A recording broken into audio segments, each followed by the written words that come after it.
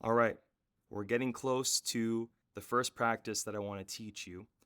But before I do teach you this practice, which has personally helped me the most, super easy to use, very accessible, does not take much time, and I guarantee you if it's something that you practice on the daily, you will find tremendous benefits in every area of your life.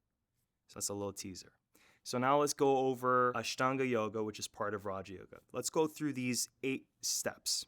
So remember, the yoga poses are actually step 3. So steps 1 and 2 are 5 things to do and 5 things to not do, kind of like 10 commandments.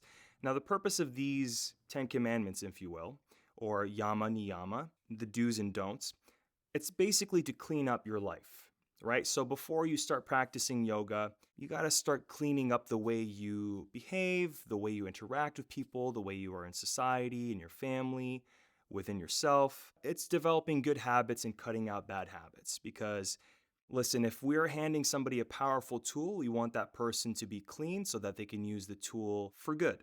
If you're handing a powerful tool over to someone who is unclean, they're most likely going to use that for harm, right? So that's the purpose of we start with making sure that the rest of the practices are given to good hands, clean hands, proper hands, so that your life is trending in the right direction.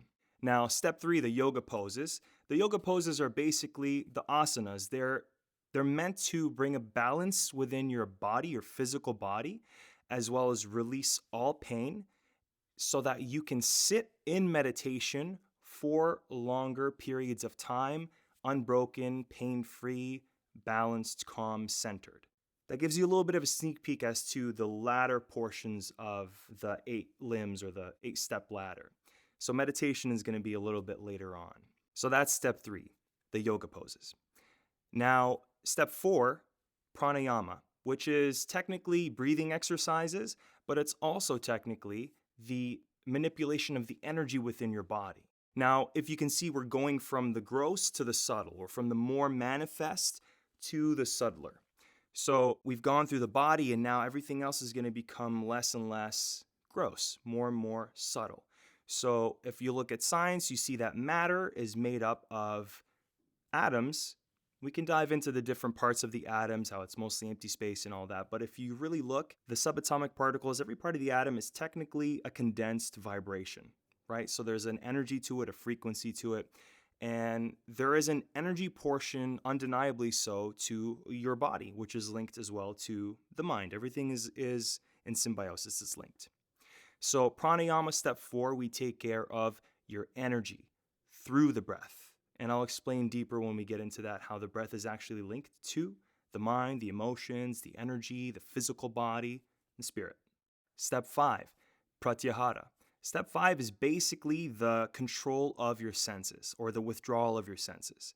So it's at the same time when you're sitting to meditate, you don't get distracted by your 5 senses being directed outward. You shut them off, you direct them inward.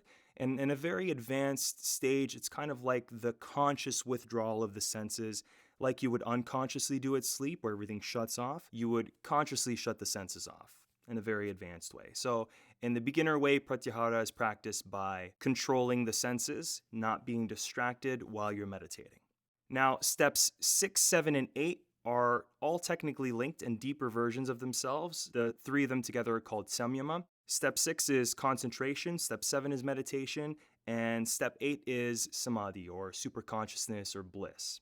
So basically, the practice of concentration really focuses the mind. So now we're in the mind. Concentrating the mind in one spot, and if you do that for a longer period of time, become meditative, it becomes meditation. And step 8, you don't really practice, it kind of just happens on its own through meditation when it becomes effortless. So when the mind is effortlessly meditating, then you experience bliss, then you experience super consciousness, right? So those are the 8 steps of Ashtanga Yoga in Raja Yoga, the royal yoga.